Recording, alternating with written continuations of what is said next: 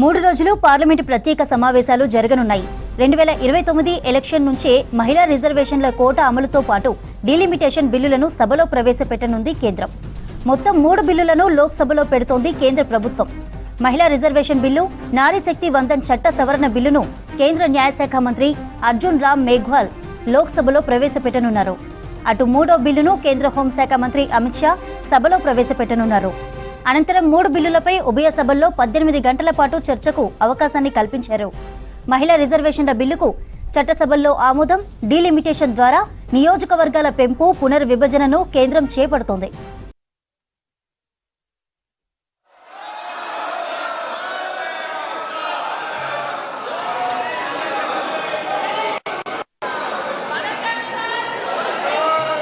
माननीय सदस्यगण प्लीज, माननीय सदस्य सब बैठ जाइए प्लीज। माननीय सदस्य सब बैठ जाइए, कोई खड़ा नहीं रहे। माननीय सदस्य प्लीज, बिजनेस पढ़ के नहीं आते होगे आप लोग, बैठिए। माननीय सदस्यगण, मुझे अत्यंत दुख के साथ सभा को हमारे 3 पूर्व साथियों और प्रख्यात पार्श्व गायिका श्रीमती आशा भोसले के निधन के बारे में सूचित करना है। श्री अब्बू हसीम खान चौधरी पश्चिम बंगाल के मालदा दक्षिण संसदीय निर्वाचन क्षेत्र से 14वीं, 15वीं, 16वीं तथा 17वीं लोकसभा के सदस्य थे। उन्होंने स्वास्थ्य और परिवार कल्याण मंत्रालय में केंद्रीय राज्य के रूप में अपनी सेवाएं दी। वे विभिन्न संसदीय समितियों के सदस्य भी रहे। इससे पहले वे 2 कार्यकालों के लिए पश्चिम बंगाल विधानसभा के सदस्य भी थे। वे पश्चिम बंगाल विधानसभा में विपक्ष के उपनेता भी रहे। श्री अब्बू हसीम खान चौधरी का निधन 85 वर्ष की आयु में 8 अप्रैल 2026 को पश्चिम बंगाल के कोलकाता में हुआ। श्रीमती मोइसना किदवई उत्तर प्रदेश के आजमगढ़ संसदीय निर्वाचन क्षेत्र से 6ठी लोकसभा तथा मेरठ संसदीय निर्वाचन क्षेत्र से 7वीं और 8वीं लोकसभा की सदस्य रही। वे 2 कार्यकालों के लिए राज्यसभा की सदस्य भी रही। उन्होंने स्वास्थ्य परिवार कल्याण मंत्रालय में केंद्रीय राज्य मंत्री के रूप में भी कार्य किया। वे विभिन्न मंत्रालयों में राज्य मंत्री भी रही। वे उत्तर प्रदेश विधान परिषद और उत्तर प्रदेश विधानसभा की सदस्य रही तथा उत्तर प्रदेश सरकार में विभिन्न मंत्रालयों में मंत्री रही। श्रीमती मोइसना किदवई का निधन 94 वर्ष की आयु में 9 अप्रैल 2026 को उत्तर प्रदेश के गौतम बुद्ध नगर में हुआ। श्री हरिनारायण राजभर उत्तर प्रदेश के घोसी संसदीय निर्वाचन क्षेत्र से 16वीं लोकसभा के सदस्य थे। उन्होंने विज्ञान, प्रौद्योगिकी, पर्यावरण, वन संबंधी संसदीय स्थायी समिति के सदस्य रूप में कार्य किया। श्री राजभर को 2 कार्यकाल के लिए उत्तर प्रदेश विधानसभा के सदस्य रहे। उत्तर प्रदेश सरकार में कई विभागों के मंत्री भी रहे। श्री हरिनारायण राजभर का निधन 76 वर्ष की आयु में 12 अप्रैल 2026 को उत्तर प्रदेश के लखनऊ में हुआ। माननीय सदस्यगण, मुझे अत्यंत दुख के साथ सभा को प्रसिद्ध पार्श्व गायिका श्रीमती आशा भोसले जी के निधन के बारे में सूचित करना है।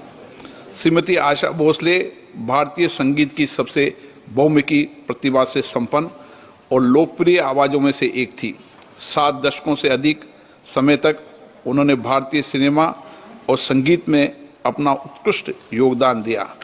अपने दीर्घ एवं शानदार करियर के दौरान श्रीमती आशा भोसले ने विभिन्न भारतीय और विदेशी भाषाओं में गीत गाया, जिससे उन्हें भारत और विदेशों में अत्यधिक लोकप्रियता और प्रशंसा मिली।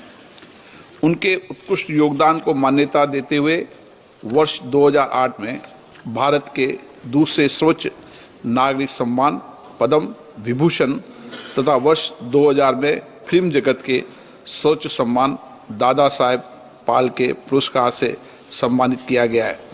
इसके अतिरिक्त उन्हें कई राष्ट्रीय तथा अंतर्राष्ट्रीय पुरस्कारों से भी सम्मानित किया गया। श्रीमती आशा भोसले जी का निधन 92 वर्ष की आयु में 12 अप्रैल 2026 को महाराष्ट्र के मुंबई में हुआ। ये सभा हमारे 3 पूर्व साथियों और श्रीमती आशा भोसले के निधन पर गहरा शोक व्यक्त करती है तथा शोक संतप्त परिवारों के प्रति अपनी गहरी संवेदना प्रकट करती है। अब ये सभा दिवंगत आत्माओं के सम्मान में मौन रहेगी।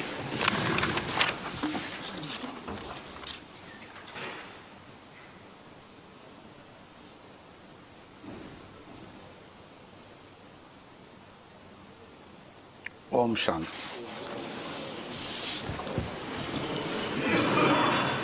आज मौसम अच्छा है।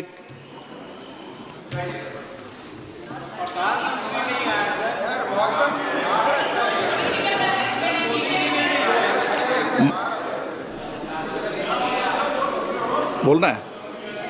माननीय सदस्य, मैं इस प्रतिष्ठित सदन में भारत की वैज्ञानिक प्रगति और टेक्नोलॉजी में आत्मनिर्भरता की यात्रा में प्राप्त एक महत्वपूर्ण उपलब्धि के बारे में उल्लेख करना चाहता हूं। दिनांक 6 अप्रैल 2026 को भारत ने तमिलनाडु के कलपक्कम में एक महत्वपूर्ण वैज्ञानिक उपलब्धि हासिल की। हमारे 500 megawatt prototype fast breeder reactor ने प्रथम किटी कैलेटी को सफलतापूर्ण प्राप्त कर लिया है। ये इस बात का प्रतीक है कि रिएक्टर में नियंत्रित और सतत न्यूक्लियर चेन रिएक्शन की शुरुआत हो गई है। माननीय सदस्यगण, ये केवल एक तकनीकी उपलब्धि नहीं बल्कि एक महान राष्ट्रीय उपलब्धि भी है। 2 दशकों से अधिक की निर्माण अवधि में यह हमारे हजारों वैज्ञानिकों, इंजीनियरों, उद्योगों और परमाणु ऊर्जा विभाग की कई यूनिट के निरंतर प्रयासों का सफल परिणाम है। इस ऐतिहासिक उपलब्धि से न्यूक्लियर एनर्जी मिशन को प्रोत्साहन मिला है और माननीय प्रधानमंत्री नरेंद्र मोदी द्वारा घोषित वर्ष 2070 तक नेट जीरो एमिशन लक्ष्य को हासिल करने की भारत की वैश्विक प्रतिबद्धता को भी मजबूती मिली है। मार्च 2024 में माननीय प्रधानमंत्री जी PFBR के कोल्ड लोडिंग कार्यक्रम में भी शामिल हुए थे। हमारे सीमित यूरेनियम संसाधनों और समृद्ध थोरियम भंडारों का विवेकपूर्ण उपयोग करने के लिए भारत की न्यूक्लियर रणनीति की 3 चरणों में परिकल्पना की गई है। वर्तमान में चल रहे फर्स्ट स्टेज में प्रेस्टाइज्ड हैवी वाटर रिएक्टर में प्राकृतिक यूरेनियम का उपयोग होता है। इसमें बाई प्रोडक्ट के रूप में प्लूटोनियम प्राप्त होता है। PFBR के सफल संचालन के साथ ही भारत ने सेकेंड स्टेज की दिशा में एक ऐतिहासिक कदम उठाया है। इस स्टेज में हम अधिक न्यूक्लियर ईंधन का उत्पादन करने के लिए फास्ट ब्रीडर रिएक्टर में प्लूटोनियम उपयोग करेंगे। परंपरागत रिएक्टर की तुलना में एक फास्ट ब्रीडर रिएक्टर में अपनी ईंधन खपत के मुकाबले ज़्यादा ईंधन का उत्पादन करने की विशिष्ट क्षमता होती है। हमारी थर्ड स्टेज थोरियम यूरेनियम पर आधारित रिएक्टर होगा। इससे ऊर्जा का सतत और दीर्घकालीन भविष्य सुनिश्चित होगा। ऐसे समय में जब भारत की ऊर्जा की ज़रूरतें तेज़ी से बढ़ रही है, हम स्वच्छ ऊर्जा के लिए पूरी तरह प्रतिबद्ध हैं। न्यूक्लियर पावर एक ऐसा स्रोत है जो हमें भरोसेमंद 24 घंटे और कम कार्बन वाली बिजली उपलब्ध कराता है। सभी हितधारकों के लिए सिविल न्यूक्लियर ऊर्जा सेक्टर को खोलने के लिए इसी सदन ने दिसंबर 2025 में शांति एक्ट पारित किया था। राष्ट्रव्यापी दृष्टिकोण के साथ हम 100 गीगावाट न्यूक्लियर ऊर्जा के लक्ष्य को हासिल करने की दिशा में सक्रिय रूप से आगे बढ़ रहे हैं। PFBR के किटी कैलेटी हासिल करने के साथ ही भारत ने लंबे समय से परिकल्पित इस प्रोग्राम के दूसरे चरण में प्रवेश कर लिया है। PABR भारत के निरंतर प्रयास, इनोवेशन और राष्ट्रीय प्रतिबद्धता का गौरवपूर्ण साक्षी है। यह हमारी वर्तमान क्षमताओं को भविष्य की अधिक सतत और आत्मनिर्भर न्यूक्लियर ऊर्जा से जोड़ने वाली एक महत्वपूर्ण कड़ी है। ये उपलब्धि पूरी तरह स्वदेशी प्रयास के द्वारा हासिल की गई है। ये reactor Indira Gandhi atomic research centre द्वारा डिजाइन किया गया है। इसे nuclear power corporation of India limited ने बनाया है। इसमें अन्य भारतीय उद्योगों की भी महत्वपूर्ण भागीदारी है। यह हमारे वैज्ञानिकों के इकोसिस्टम और राष्ट्रीय सहभागिता की शक्ति का गौरवशाली प्रतीक है। माननीय सदस्य, इस उपलब्धि के साथ ही भारत इस एडवांस टेक्नोलॉजी में विशेषज्ञता हासिल करने वाले चुनिंदा देशों में शामिल हो गया है। इसने राष्ट्र को एक ऐसे राष्ट्र के रूप में स्थापित किया है जो जटिल और फ्रंटियर टेक्नोलॉजीज को पूरे आत्मविश्वास और आत्मनिर्भरता के साथ विकसित और उपयोग करने में सक्षम है। इससे महत्वपूर्ण बात यह है कि इस उपलब्धि से अपनी क्षमताओं पर भरोसा करने वाले और एक सुरक्षित, सतत एवं आत्मनिर्भर भविष्य के निर्माण पर जोर देने वाले देश का विश्वास दिखाई देता है।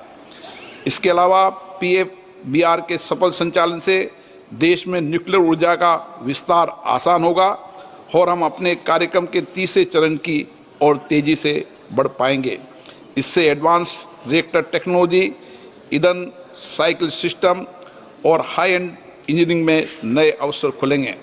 माननीय सदस्यगण, ये उपलब्धि एक नई शुरुआत है। ऐसी शुरुआत जो हमारे वैज्ञानिक पायोनियर्स के विजन को आगे बढ़ाती है। एक ऐसी शुरुआत जो ऊर्जा आत्मनिर्भरता के लिए हमारी यात्रा को सुदृढ़ करती है। एक ऐसी शुरुआत जो हमें विकसित भारत के लक्ष्य के निकट लाती है। ये एक ऐसा पल है जो हमारे समग्र भविष्य को आकार देने और हमारी साझा आकांक्षाओं को पूरा करने वाली विज्ञान और तकनीकी शक्ति में हमारे भरोसे को मजबूत बनाता है। PABR के नियंत्रित चेन रिएक्शन की पहली चिंगारी केवल ऊर्जा उत्पादन क्षेत्र की उपलब्धि ही नहीं है, बल्कि आने वाली पीढ़ियों के उज्जवल भविष्य का संकेत है। मैं आज इस सदन की ओर से इस उपलब्धि को संभव बनाने वाले वैज्ञानिकों, इंजीनियरों, टेक्नीशियन और इंडस्ट्री पार्टनर और सभी हितधारकों को के समर्पण और परिश्रम की सराहना करता हूं। सदन भी तालियां बजा दे तो सराहना हो जाएगी।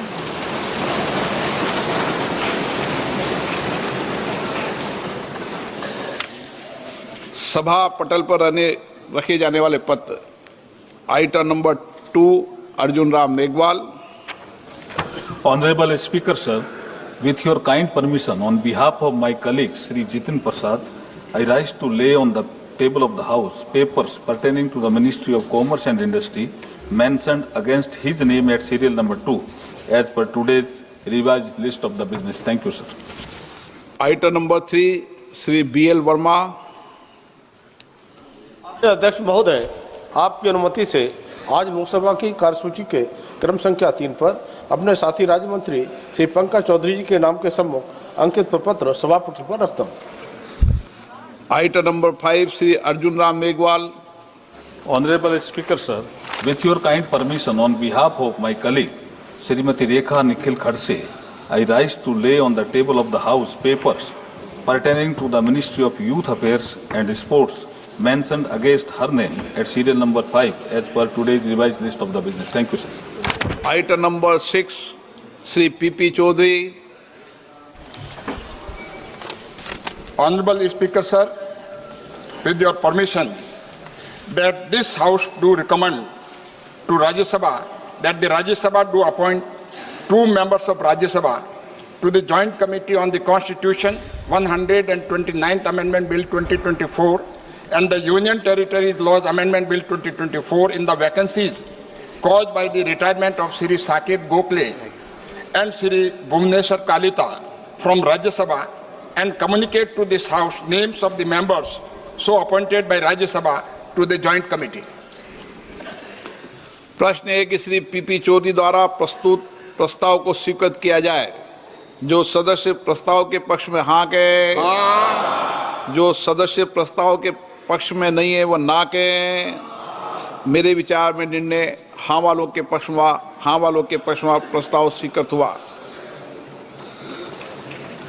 Item number 7 Shri Arjun Ram Meghwal. धन्यवाद अध्यक्ष महोदय। मैं आपकी अनुमति से ये प्रस्ताव करता हूं कि भारत के संविधान का और संशोधन करने वाले विधेयक, संविधान 131वां संशोधन विधेयक 2026 को पूर्व स्थापित करने की अनुमति दी जाए। मैं सबको कुछ मौका दूंगा, पहले एक बार इंट्रोड्यूस हो जाए। Item number 8 Shri Amit Shah ji. महोदय, मैं प्रस्ताव करता हूं कि संघ राज्य क्षेत्र विधि संशोधन विधेयक 2026 को पुनर्स्थापित करने की अनुमति दी जाए। Item number 9 Shri Arjun Ram Meghwal. धन्यवाद अध्यक्ष महोदय। मैं आपकी अनुमति से ये प्रस्ताव करता हूं कि परिसीमन विधेयक 2026 को पूर्व स्थापित करने की अनुमति दी जाए। धन्यवाद। श्री केसी वेणुगोपाल जी। Sir, as per the rules of procedure 72, I raise here to object the bill introduced by Mr. Meghwal ji and Mr. Shah ji. This actually is a fundamental, this bill is completely a fundamental attack on Indian federal structure, sir. So what exactly the intention of the introduction of the bill? This is what the entire country is now watching. Last 2023, Lok Sabha and Rajya Sabha, the Parliament passed a bill ensuring 33% women reservation in the Parliament and Vidhan Sabha. Sir, that point of time itself, Leader of Opposition Rahul Gandhi from here, Leader of Opposition of other house, Mr. Mallikarjuna Kharge ji, and former CPP chairperson Sonia Gandhi ji, and all other opposition leaders completely asked the government, yes, this women reservation has to be enforced in 2024. Venugopal जी, वेणुगोपाल जी, एक minute सुनिए।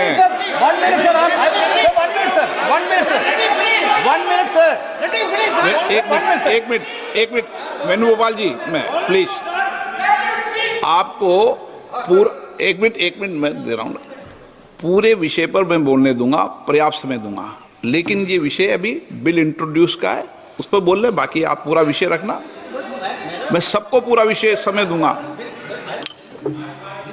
भूमिका इसमें नहीं बांधते। 81 and 82 completely provide the protection for fixing the streets of state-owned representation basis, sir.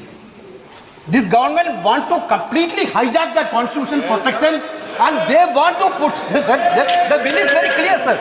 The bill, sir. नहीं, मेरा एक अनुरोध है, मेरे को आपने स्पीकर ने कहा है आप बोल सकते हैं, मगर स्पीकर ने जब कहा कि रूल 72 में है, आप इंट्रोडक्शन को अपोज करने के लिए रूल्स 72 में जो आप बोलना चाहते हैं तो वो टेक्निकल विषय है। आप जो है पूरा इशू पे डिबेट पे शुरू हो गया। वेणुगोपाल जी, ये डिबेट का समय का नहीं है, ये टेक्निकल आप ऑब्जेक्शन जो उठाया उस पे बोलना है। कॉम्पिटेंसी ऑफ द हाउस का जो मामला है आप उसको बताइए। नहीं, पूरा मौका देंगे, कोई अभी बिल पास थोड़ी हो रहा है। आप जितने घंटे जाओगे उतने घंटे मौका दूंगा। 33% of women reservation, why don't you implement in 2024 election? Sir, you only, sir. एक प्रधानमंत्री जी क्या करें? बिल के पुनर्स्थापित है बगैर बिल के मेरिट्स पर कैसे चर्चा हो सकती है? अभी उनको तकनीकी ऑब्जेक्शन है तो ही वो ले सकते हैं। एक बार बिल पुनर्स्थापित होने के बाद ही बिल के मेरिट्स पर सदन के सदस्य बोल सकते हैं। अभी ये सदन इस स्टेज पर है कि बिल को पुनर्स्थापित करना या ना करना। तो बिल को पुनर्स्थापित करने के लिए टेक्निकल ऑब्जेक्शन ही रूल 72 में वो ले सकते हैं। उनको भाषण करने का पर्याप्त मौका मिलेगा। और आप बड़े दयालु हो, ज्यादा मौका देना उनको, हमें कोई, और हम भी कस कर जवाब देंगे, हमें कोई तकलीफ नहीं है। परंतु अभी जो रूल्स है वो रूल से है कि वो तकनीकी ऑब्जेक्शन ही ले सकते हैं, बिल के मेरिट्स पर नहीं बता सकते।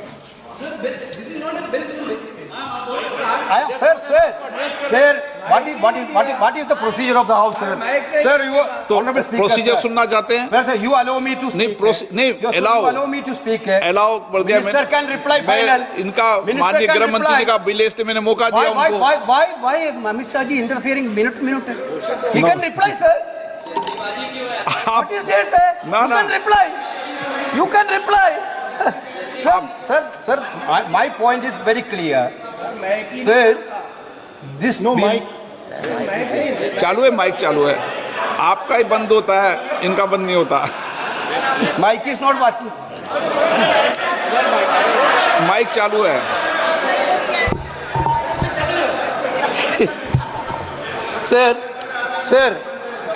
Sir, therefore, we insisted that women reservation should be implemented in 2024. You brought a bill that women reservation will be implemented after the census and census after delimitation. Venugopal ji, This is by the government only, not from opposition. Now you are telling delimitation census is not possible before 2029. Therefore, you have a better example in Assam. You have a better example in Jammu Kashmir. How you completely done the delimitation exercise?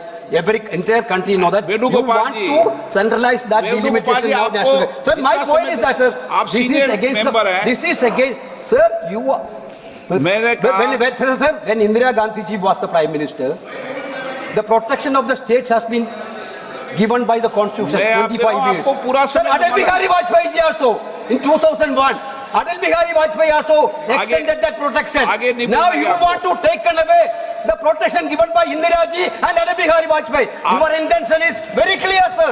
Your intention is to hijack Indian democracy. बोलिए। You know about the Indian people mindset. You are scared of 2029 election. You want an escape route to cover up that 2029. That's why you bring the anti-constitutional bill. Therefore, I think the minister has to withdraw this bill, sir. This is the minister has to withdraw the bill.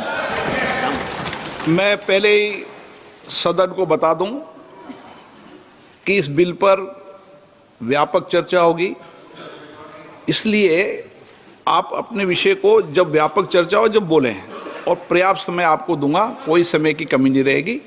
अभी नियम प्रक्रियाओं से सदन चले, 72 में ही आप objection करें, ये मेरा आग्रह है आपसे। धर्मेंद्र यादव जी, आपको देंगे। धन्यवाद अध्यक्ष जी। नोटिस पहले सबसे पहले नोटिस आपका। मैं अपनी पार्टी और अपने नेता आदरणीय अखिलेश जी की ओर से ये जो तीनों ही के तीनों बिल आए हैं, संविधान संशोधन बिल, परसीमन बिल, संघराज्य बिल, तीनों ही बिलों का पुरजोर विरोध करता हूं सभापति जी, और संवैधानिक आधार पर करता हूं।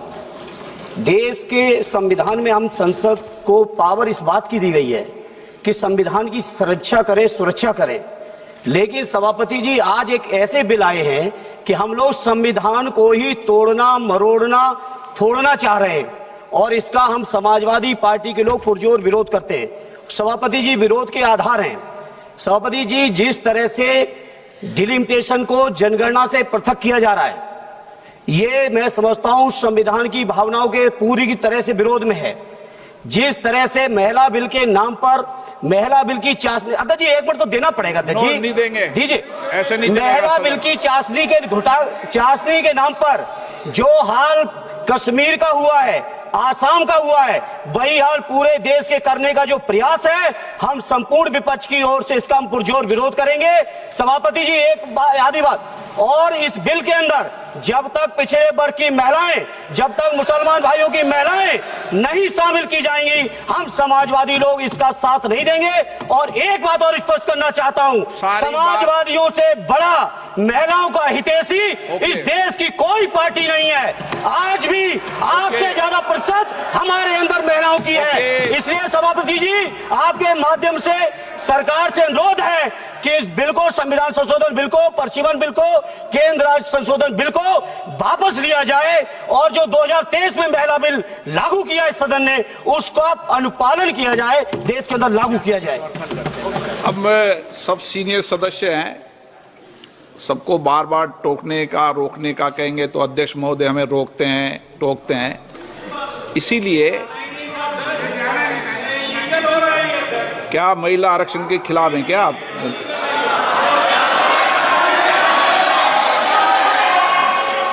यदि अब मैं नियम 72 को पढ़ दूं, नियम 72 को पढ़ दूं, एक मिनट इनके प्रेमचंद्र जी, नियम 72 क्या कहता है ये पहले सबको स्पष्ट कर दूं। यदि किसी विधेयक को पुरस्तापित करने की अनुमति के प्रस्ताव का विरोध किया जाए तो अध्यक्ष द्वारा यदि ठीक समझा जाए और प्रस्ताव का विरोध करने वाले सदस्य प्रस्ताव को पेश करने वाले सदस्य द्वारा संक्षिप्त वक्तव्य दिए जाने की अनुज्ञा देने के बाद बिना अग्रतर वाद विवाद के प्रश्न को रखा जा सकेगा। परंतु जब प्रस्ताव इस आधार पर विरोध किया जाए कि विधेयक ऐसे विधान का, लेजिस्लेटिव कॉम्पिटेंस का, ऐसे विधेयक का विधान का सूत्रपात करता है जो विधायन क्षमता से परे है, तो अध्यक्ष द्वारा उस पर पूर्ण चर्चा की आज्ञा दी जा सकती है। परंतु ये भी है कि अध्यक्ष द्वारा वित्त विधेयक या विनियोग विधेयक को प्रस्तावित करने की अनुमति का प्रस्ताव तुरंत मतदान के लिए रखा जा सकता है। अब आपने रूल 72 में जिन्होंने नोटिस दिया है, आपने रूल 72 में ये टेक्निकल विषय उठाने का मौका दिया जा रहा है। मेरा एक बहुत विनम्रता से एक रिक्वेस्ट है, अभी जैसे हमारा समाजवादी ने कहा कि मुस्लिम महिलाओं का आरक्षण होना चाहिए, ये असंवैधानिक बात इस तरह का रूल 72 में ना बोले। धर्म के नाम पर यह रिजर्वेशन नहीं हो सकता, संविधान में नहीं है, इस तरह का बात ना करें। आपने नहीं बुलाया आज ही महिला विधेयक को।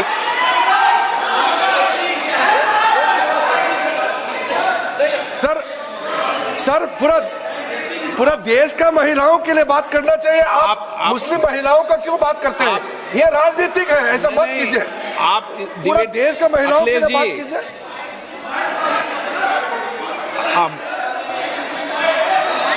हाँ अखिलेश जी बोलते हैं। जल्दीबाजी क्यों है आपको जल्दीबाजी क्यों है? महिला विधेयक के पक्ष में हम, आप जनगणना क्यों नहीं कराना चाहते?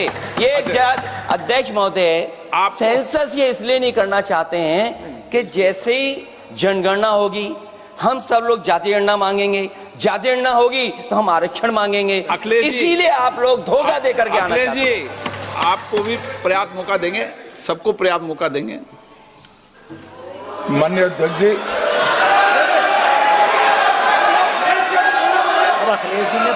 अखिलेश जी ने बोला, उसका जवाब दे रहे हो तो हाँ उसी पे जा रहे हैं, उसी पे बोल रहे हैं।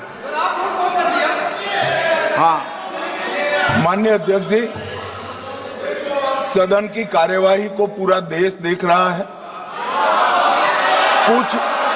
कुछ स्टेटमेंट ऐसे किए गए जो जनता में चिंता पैदा कर सकते हैं। अखिलेश जी ने कहा जनगणना क्यों नहीं हो रही। मैं पूरे सदन के माध्यम से देश की जनता को बताना चाहता हूं, जनगणना का काम शुरू हो चुका है, जारी। 2, उन्होंने कहा कि हम जाति जनगणना का मांग करेंगे। मान्यवर, मैं आपके माध्यम से सदन को बताना चाहता हूं कि सरकार ने जाति की जनगणना करने का निर्णय ले चुकी है और आप बैठिए बता दो। अरे बैठिए भाई, बैठिए। और जाति के साथ ही ये जनगणना हो रही है। माननीय सदस्य धर्मेंद्र यादव जी कह रहे हैं कि कॉलम नहीं है, उनको मालूम पड़ना चाहिए कि अभी घरों की गिनती हो रही है और घरों की कोई जाति नहीं होती है। समाजवादी पार्टी का चले तो घरों की भी जाति तय कर ले। मान्यवर, जब व्यक्तियों की जनगणना होगी, नागरिकों की जनगणना होगी, तब उसमें जाति का कॉलम रखा है। ये मेरा विभाग है। मैं सदन को आश्वस्त करना चाहता हूं कि ये जनगणना जाति जनगणना के साथ ही होने वाली है। तीसरी बात, इन्होंने ये जो आपने समझाया कि नियम 72 की जो खिड़की है वो हमें लेजिस्लेटिव कॉम्पिटेंसी पर और कॉन्स्टिट्यूशनल कॉम्पिटेंसी पर बोलने की ही इजाजत देती है। वो खिड़की का उपयोग कर धर्मेंद्र यादव जी ने एकदम गैर संवैधानिक बात करी, मुस्लिम महिलाओं को आरक्षण की। मान्यवर, हमारा संविधान किसी भी प्रकार के धर्म के आधार पर आरक्षण की कतई मंजूरी नहीं दे रहा। और मैं फिर से संकल्प सरकार का बताता हूं कि धर्म के आधार पर मुस्लिमों को किसी भी प्रकार का आरक्षण गैर संवैधानिक है, इसका सवाल ही पैदा नहीं होता है।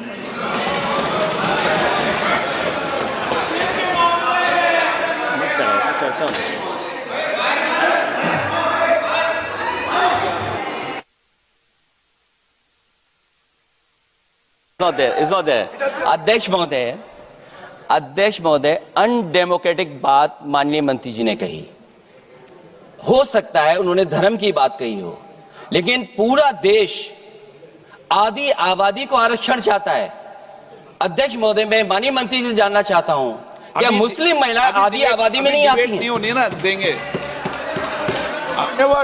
समाजवादी पार्टी सारी टिकटें मुस्लिम महिलाओं को दे दे, हमें कहां आपत्ति है?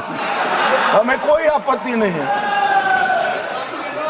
चलिए अखिलेश जी, जब पूरी डिबेट सर नहीं सर नहीं सर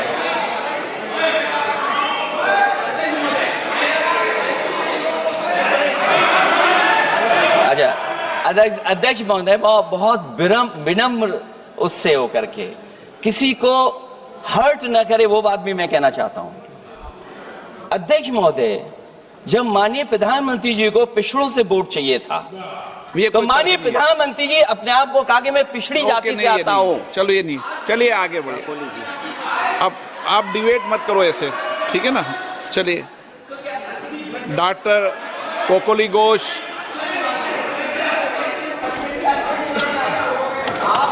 जब आपको डिबेट होगा तो पर्याप्त मौका मिलेगा। आप सारा विषय रखना, डिबेट के समय कोई दिक्कत नहीं है। Honorable sir, I rise on behalf of All India Trinamool Congress to raise my objection for introduction of this bill for two reasons. The 131st Amendment of the Constitution. First, the Article 334A is arbitrary as it makes women's reservation dependent on a future delimitation exercise, contingent on the discretion of the government. This creates uncertainty and allows the government to delay implementation. Equality cannot depend on political exercises. Equality comes by birth, by democratic rights given in the Constitution by Ambedkar Sahab, whose birth centenary we just celebrated this week. And secondly, sir, the Constitution mandates periodic readjustment after each census under Article 82 and 170 for Lok Sabha and Vidhan Sabha. This bill deletes that mandate and substitutes it with executive discretion, converting it into obligation into political choice. And also, women should be elected to the additional seats like All India Trinamool Congress always feels more than 33% before even 2023 when the bill was passed.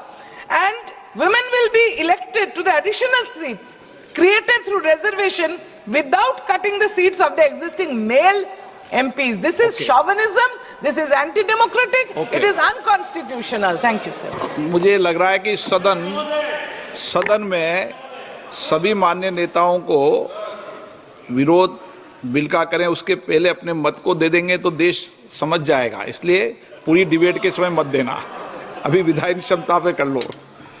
चलिए, नहीं वो तो ठीक है, लेकिन मैंने कहा NK. Premachandran जी समझा दो इनको। आप तो एन.के. प्रेमचंदन जी, आप रूल्स में बोलना, ठीक है ना? अगर आप रूल्स में नहीं बोलोगे तो लोग ठीक नहीं समझेंगे। Thank you very much, Mr. Speaker, sir.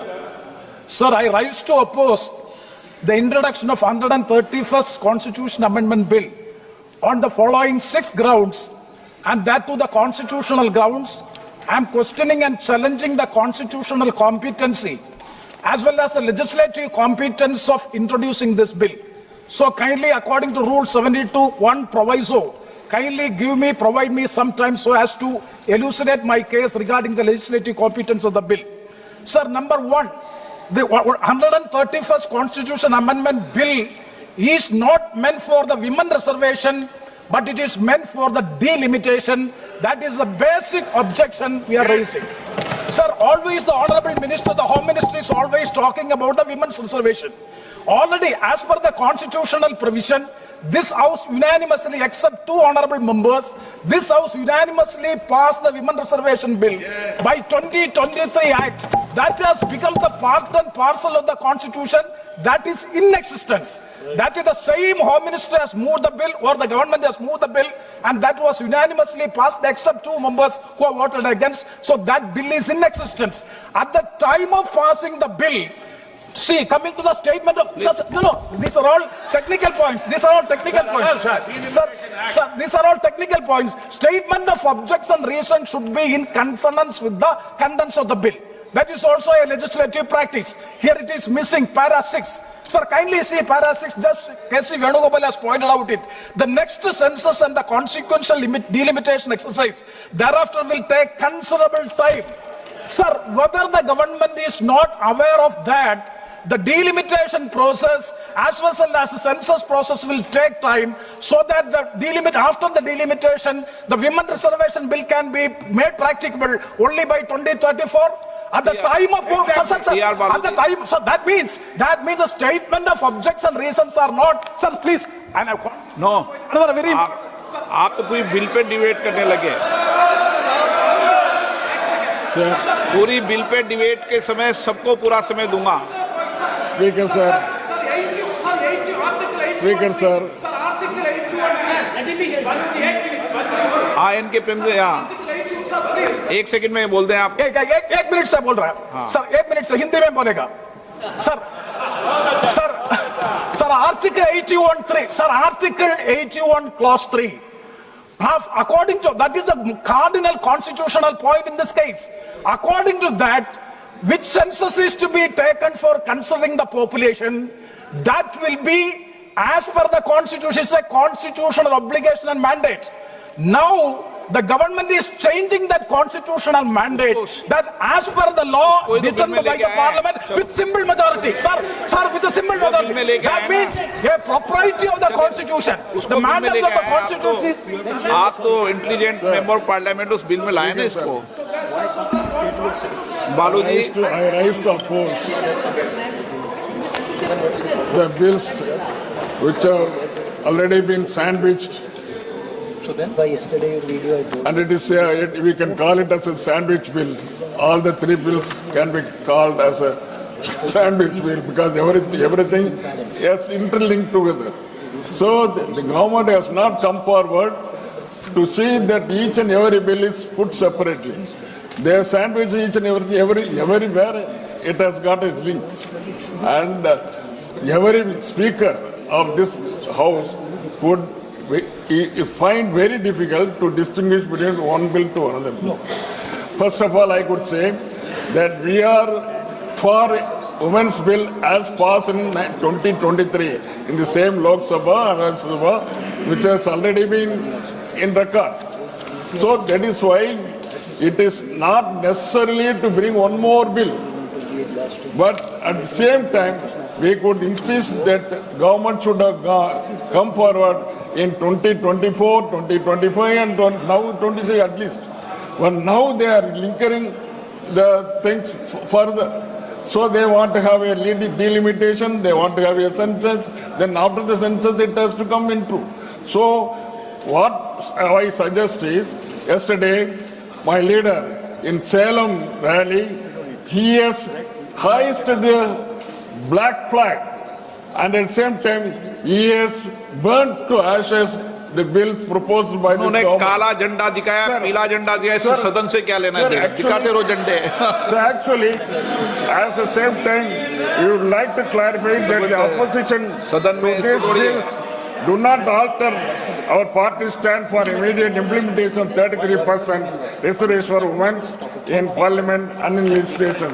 So whatever the DMK stand is very clear, and they should not just find fault with in between, so that things will be very clear.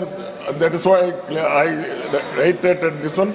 We are for women's reservation, and this women's reservation should be taken forthwith without any further delay.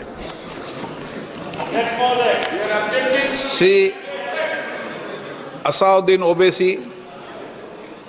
Sir, I oppose this introduction of this constitutional amendment bill because it violates the parliamentary form of democracy and federalism, which are both parts of basic structure of the constitution, sir. Sir, this is not about the one reservation. The main goal is to make South rule and other reserve areas the ruler and completely erase the representation of OBCs and Muslims from the elected legislature.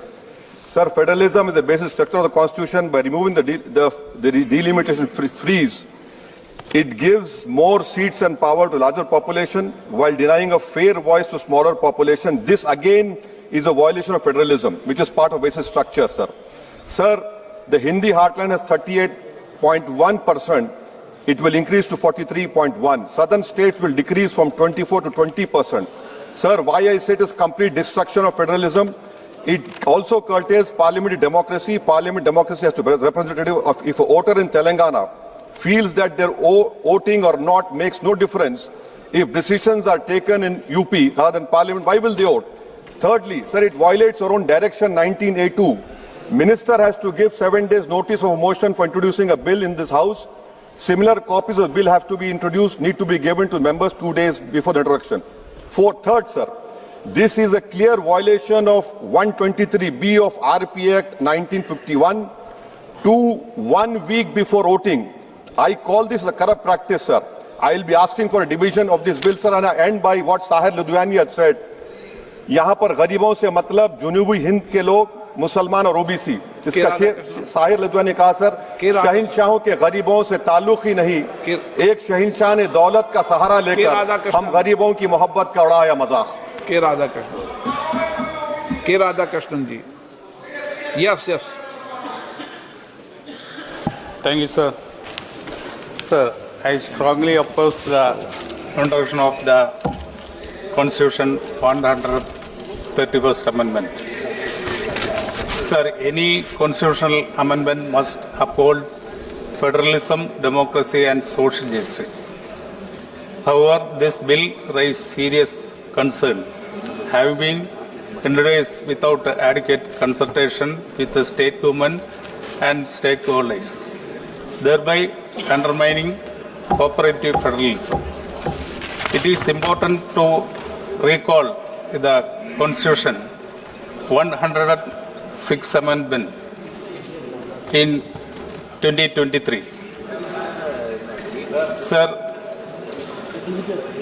in this context, introducing another amendment raises doubt about the government's interest, especially amid forthcoming state elections, suggesting political motive rather than democratic commitment.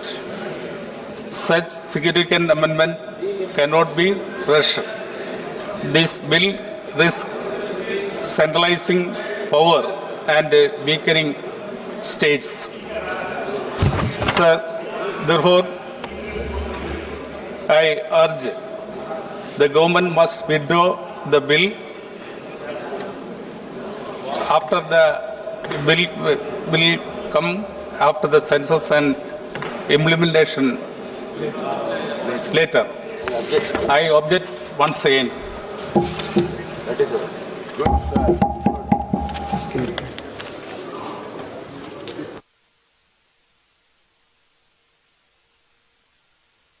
आप गृह मंत्री जी बोलना चाहते हैं कुछ? अभी ठीक, okay please. प्रश्न ये कि विधेयक को पुनर्स्थापित करने की अनुमति प्रदान की जाए। Item number 7। हाँ, अभी तो शुरू तो होने दो। डिवीजन ही रहता है संविधान संशोधन के अंदर। बिना डिवीजन के, बिना मत विभाजन के संविधान संशोधन नहीं होते हैं। आप तो वरिष्ठ नेता हैं। Please item number 7। प्रश्न ये कि विधेयक को पुनर्स्थापित करने की अनुमति प्रदान की जाए। जो सदस्य इसके पक्ष में हैं वह हाँ कहें, जो सदस्य विरोध में ना कहें। मेरे विचार में निर्णय हाँ वालों के पक्ष में हुआ।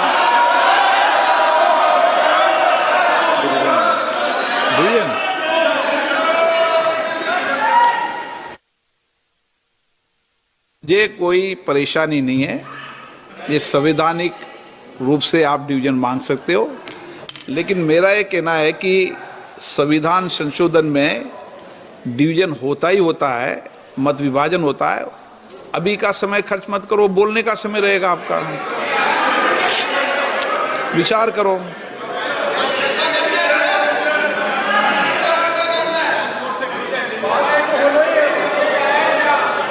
बाद में तो मत विभाजन होना है, क्यों समय खर्च करते हो?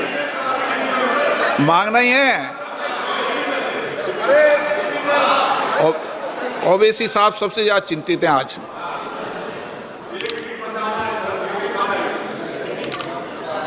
लॉबी खाली कराए जाए।